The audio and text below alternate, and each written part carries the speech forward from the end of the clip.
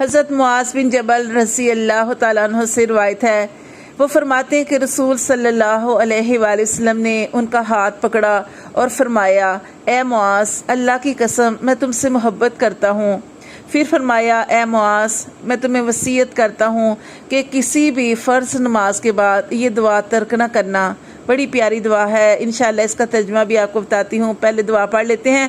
اللہم اعنی علی ذکرک و شکرک و حسن عبادتک۔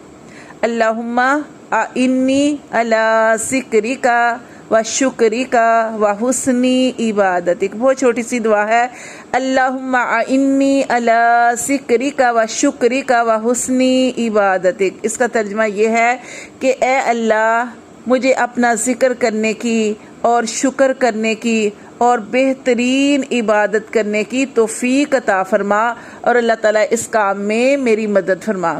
تو دیکھیں، ہدایت جو ہے وہ طلب کرنے سے ملتی ہے۔